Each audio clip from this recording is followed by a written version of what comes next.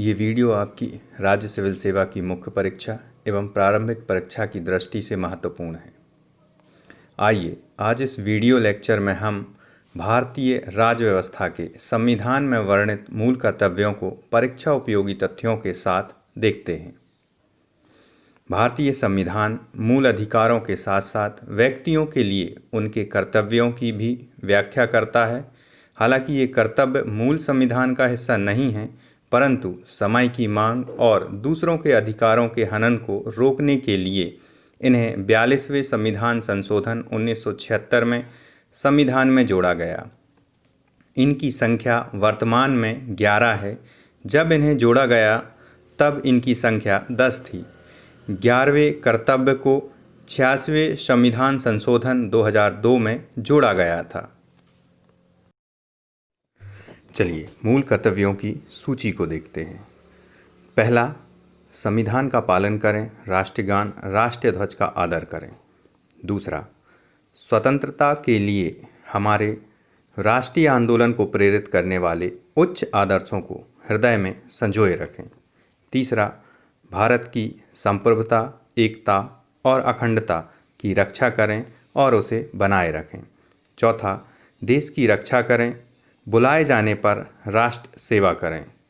पाँचवां, भारत के सभी लोगों में समरसता और भ्रातृत्व की भावना का निर्माण करें, जो धर्म, भाषा, प्रदेश और वर्ग के भेदभाव से परे हो, और ऐसी प्रथाओं का त्याग करें जो महिलाओं के सम्मान के विरुद्ध हो।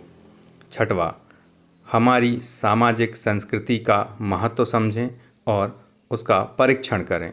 सातवां, प्राकृतिक पर्यावरण जैसे वन, झील, नदी, वन्यजीव की रक्षा करें और प्राणी मात्र के प्रति दया भाव रखें।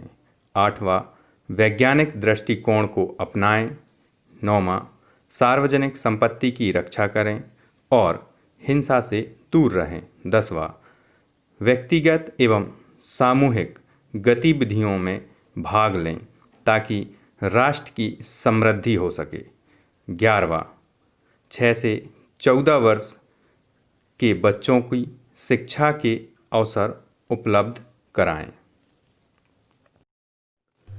आइए अब हम मूल कर्तव्यों की विशेषताओं को देखते हैं। मूल कर्तव्य कुछ नैतिक कर्तव्य हैं, कुछ नागरिक, जैसे राष्ट्रीय ध्वज एवं राष्ट्रीय गान का आदर करना एक नागरिक कर्तव्य है, जबकि स्वतंत्रता संग्राम के उच्च आदर्शों का सम्मान एक नैतिक दायित्व है। दूसरा, ये मूल भारतीय परंपरा, पौराणिक कथाओं, धर्म एवं पद्धतियों से संबंधित हैं।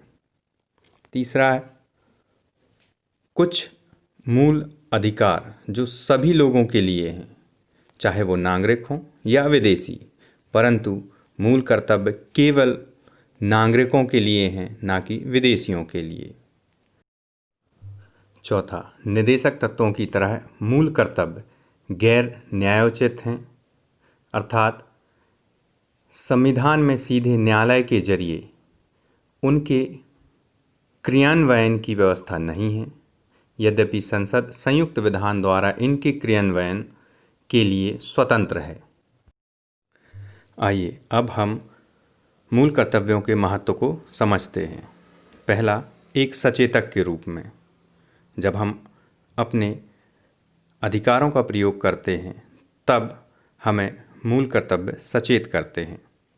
दूसरा, चेतावनी के रूप में, जब समाज विरोधी, राष्ट्र विरोधी सार्वजनिक संपत्ति को नुकसान पहुंचाते हैं तब इनका उल्लंघन माना जाता है। तीसरा, ये विधि द्वारा लागू किए जाते हैं, इनके पूरे ना होने पर संसद अर्थदंड या सजा का प्रावधान करती है। चौथा, प्रेरणा स्रोत के रूप में, जिससे राष्ट्रीय लक्ष्यों की प्राप्ति में नागरिकों की भूमिका सुनिश्चित होती है।